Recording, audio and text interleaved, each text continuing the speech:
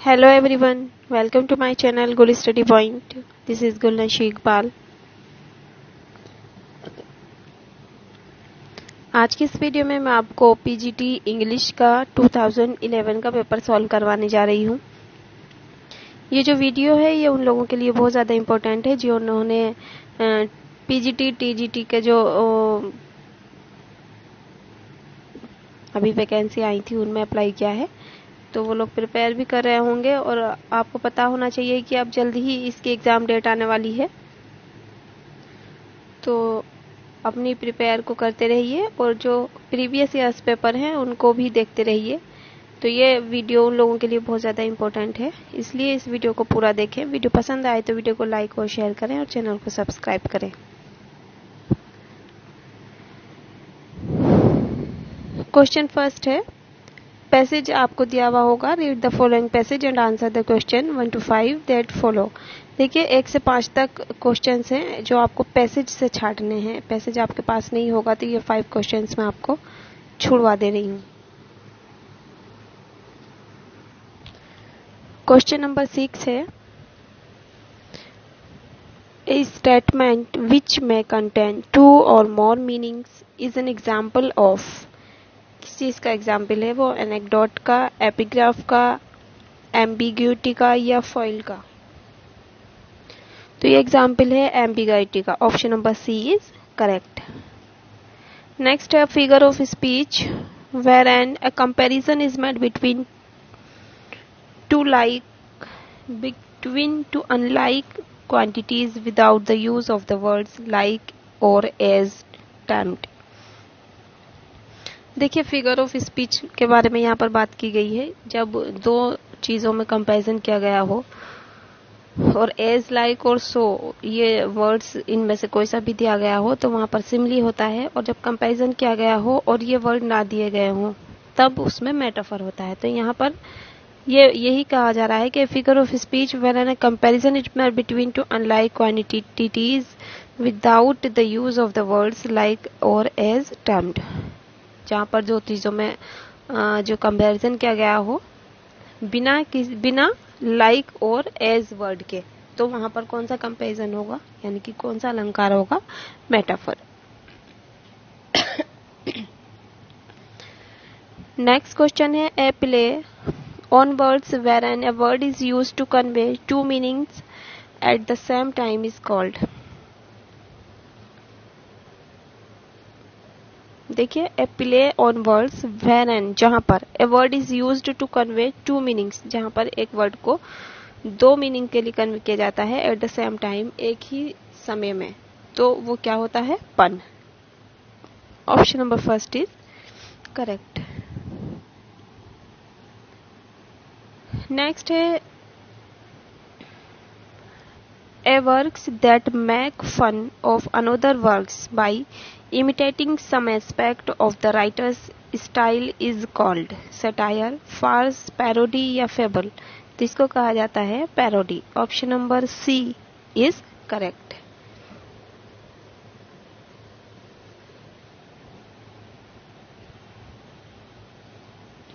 Next है, a scene that interrupts the normal chronological sequence of events in a story to depict something that happened at an earlier time। A scene, एक बार और सुन लीजिए question, that interrupts the normal chronological sequence of events in a story to depict something that happened at an earlier time। तो उसको क्या कहेंगे? Flashback. Option number first is correct. Next है, the study of ancient societies. Ancient societies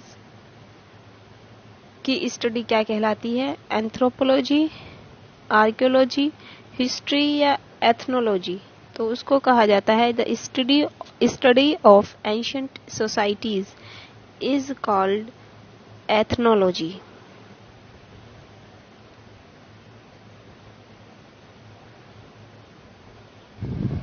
next प्रश्न है, a state in which the few govern the many. A state in which the few govern the many, उसको क्या कहेंगे? Oligarchy. Option number B is correct.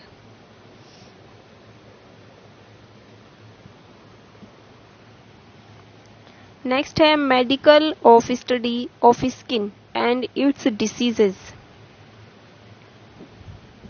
देखिए medical of study of skin and its disease. देखिए इस skin की मतलब जो medical line होती है स्किन के, उसमें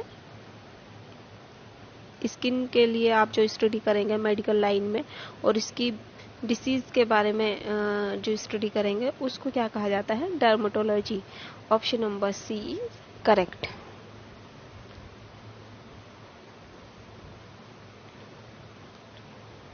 murder of a brother, murder of a brother,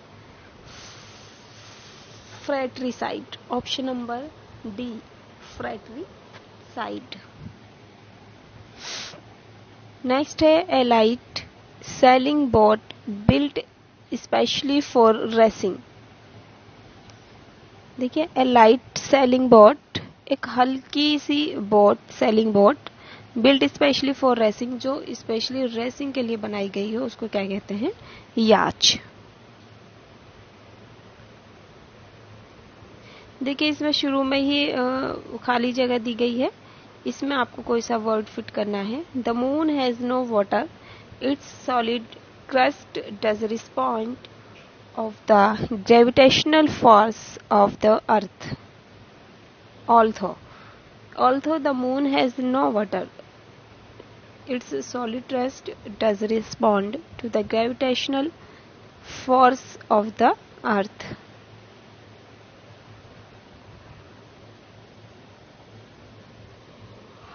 same ऐसे ही ये अगला क्वेश्चन भी है। 70% of alcohol is more effective than 100% alcohol. तो यहाँ पर आएगा when used as an antiseptic 70% of alcohol is more effective than 100% alcohol. Option number B, यानी कि when used as an antiseptic।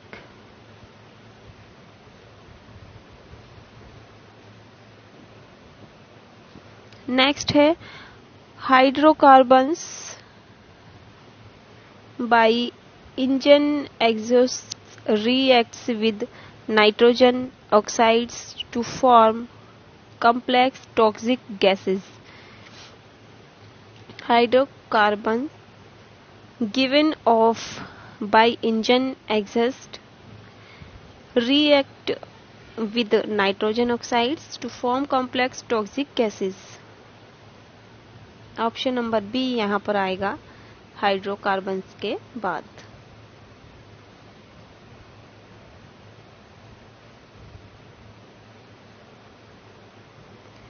Next है ओजोन, यहाँ पर फिर कुछ आएगा extremely active chemically and succeeds in damaging any vegetation it comes in contact with.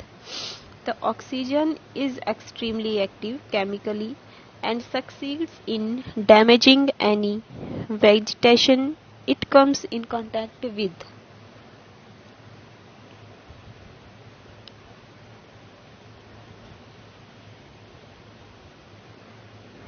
Next है temperature inversions often occur when temperature inversion often occur when the earth's surface is cooled in the late afternoon.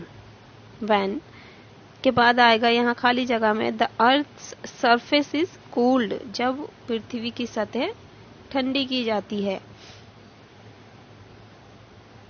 Next है Jonathan insisted on going out. Option number B, Jonathan insisted on going out. Next है this is the diamond ring which the thief ये diamond की ring है which the thief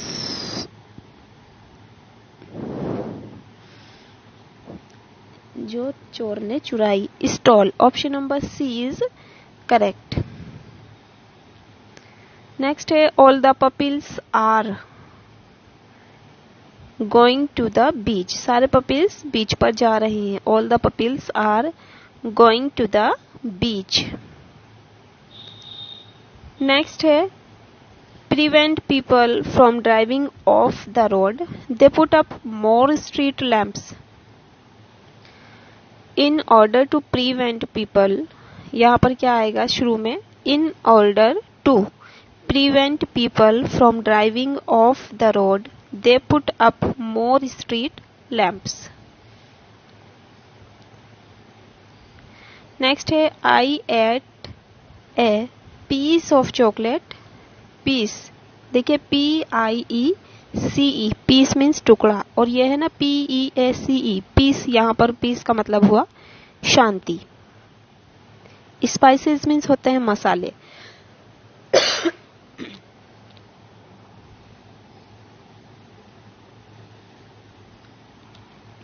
next है instructions है यहाँ पर निर्देश। From the question number 26 to 30 there is an error in any part of the sentences.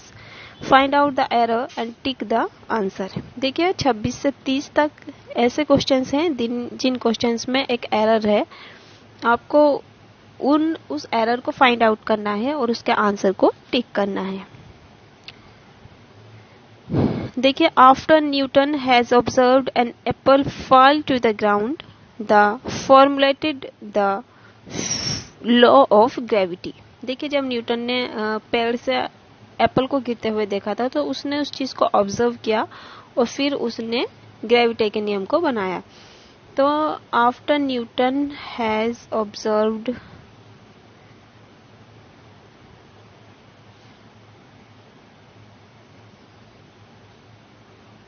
देखिए when after Newton has observed, इसमें यही गलती है, has observed. Option number first. Next है इन 1740 John Newbury was the first publisher to produce books that children really wanted to read.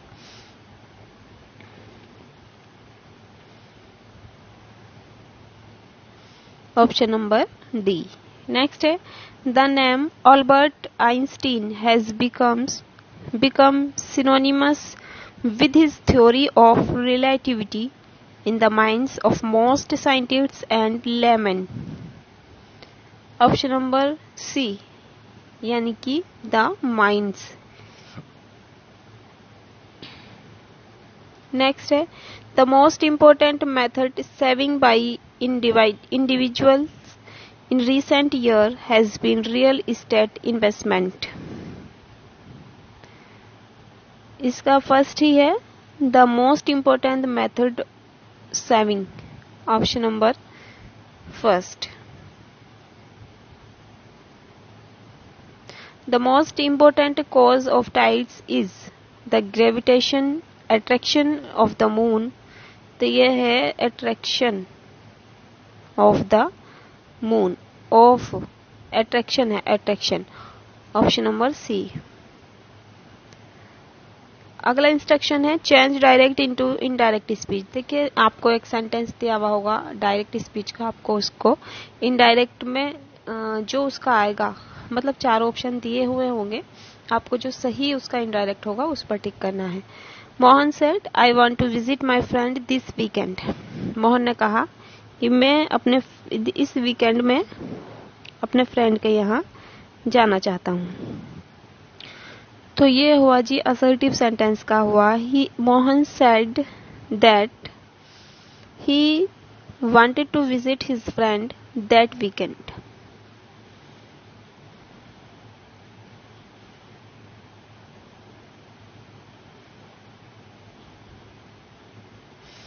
इसमें that की कमी है. Mohan said that he wanted to visit his friend that weekend. Next है Jerry said I am studying English a lot at the moment.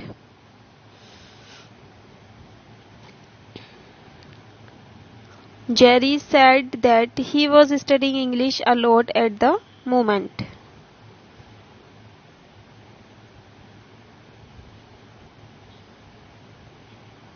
इसमें inverted comma की जगह पर that लगाया जाता है, लेकिन यहाँ पर इसमें आंसर में नहीं दे रखा है। नेक्स्ट है they said we have lived here for a long time. तो दे सेड दैट वी को बदलेंगे दे आ जाएगा they had lived there for a long time. They had lived there for a long time. Next है he asked me have you finished reading the newspaper। he asked me if आया कैसे, देखिए ये interrogative का है और वो वाला इंट्रोगेटिव है जिसमें हेल्पिंग वर्ब से जो सेंटेंसेस शुरू होते हैं। तो अगर ऐसी कंडीशन हो तो ही का ही सेड टू को आस्क में बदला जाता है। इन्वर्टेड कोमा की जगह इफ या वेदर लगाया जाता है और इफ या वेदर के बाद आप सब्जेक्ट को लिखेंगे जस्ट ऐसे ही जैसे कि दिया गया है। ही आस्क्ड का आस्क्ड, मी का मी, इन्वर्टेड कोमास की जगह इफ। अब हम यू को देखेंगे। यू हमारा सब्जेक्ट है, ये सेकंड पर्सन है। सेकंड पर्सन को चेंज करेंगे रिपोर्टिंग वर्ब के ऑब्जेक्ट के अकॉर्डिंग। रिपोर्टिंग वर्ब क्या है, ही आस्क्ड मी। ऑब्जेक्ट क्या है इसका, मी। अब मी के लिए यू सब्जेक्ट के रूप में है तो हम इसका मी का भी सब्जेक्ट लिखेंगे तो क्या आएगा, आई। ठीक। हैज या हैव को बदलेंगे हैड में, यानी कि प्रेजेंट परफेक्ट को बदलेंगे पास्ट परफेक्ट में, तो हैड आया। फिनिश्ड का फिनिश्ड, रीडिंग द न्यूज़पेपर। तो सेंटेंस बन के तैयार हुआ he asked me if I had finished reading the newspaper.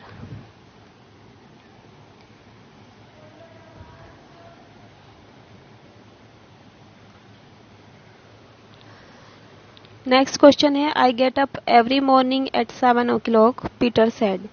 Peter ने कहा मैं हमेशा सुबह में 7 बजे उठता हूँ। देखिए रिपोर्टिंग वर्ब के इस बार ऐसा होता है कि इधर की साइड आ जाती है और इधर रिपोर्टेड स्पीच दे देते हैं। तो हमें क्या करना है कि हमें रिपोर्टिंग वर्ब से ही सेंटेंस को शुरू करना है, चाहे वो इधर दिया हो या उधर। तो Peter said that he got up every morning at 7 o'clock। Peter said that, I को बदला पीटर का अकॉर्डिंग तो ही आया। गेट अप, ये प्रेजेंट इंडेफिनिट हुआ, इसे पास्ट में चेंज करेंगे तो Peter said he got up every morning at 7 o'clock। इसमें किसी में भी कंजक्शन दैट का यूज नहीं किया जा रहा है।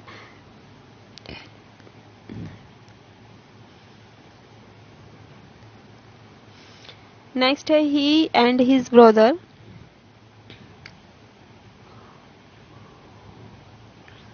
वह और उसका भाई, ही एंड हिज ब्रदर, ये बहुवचन हो गया, वह और उसका भाई, दो होगा ये। तो इसमें जो है सिंगुलर यानी कि प्लूरल सब्जेक्ट की वर्ब को यूज करेंगे। मेन वर्ब आएगी इसमें go. He and his brother go to the same school. Next है don't get off the train till it stops.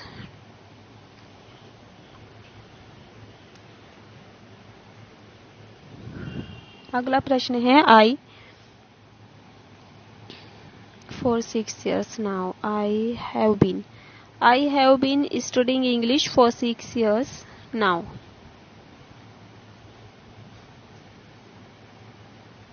Next है I him for a year, 1 साल से। तो I have known him for a year। Option number D is correct.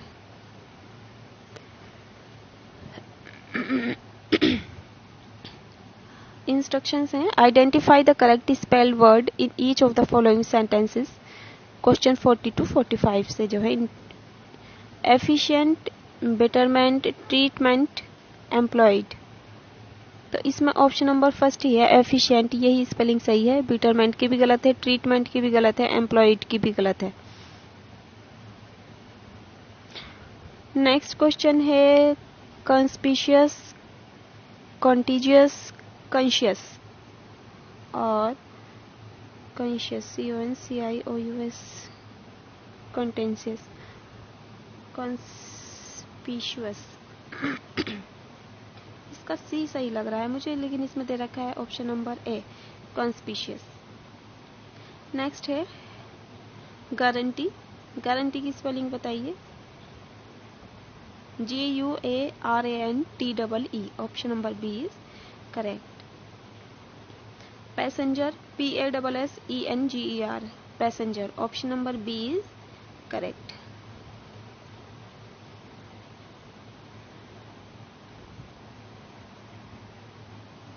Treacherous, treacherous, treacherous, treacherous, इसका है TREACHAROUS। Next है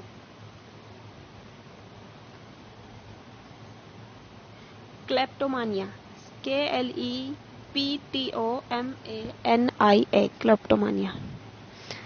next question number 46 है an idiom is, idiom क्या है? A common expression mean to sound sarcastic and impossible to the listener or readers.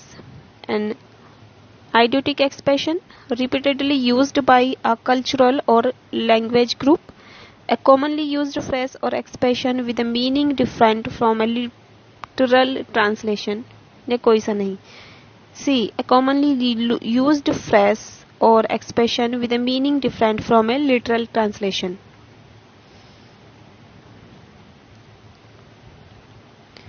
Question number 47. Which of the following shows an example of an idiomatic expression?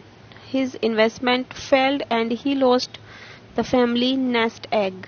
His investments failed and he lost the family nest egg. Choose the example of a sentence written in the active voice. She washed, dried and put away the new dishes. Next है choose the example of a sentence written in passive voice. The increase in bacteria was noted by the researchers. Which sentence is punctuated correctly? The twins exchanged looks and Tess said quietly, if only we had known before. The twins exchanged looks and इसका है C option. The twins exchanged looks and Tess said quietly, if only we had known before.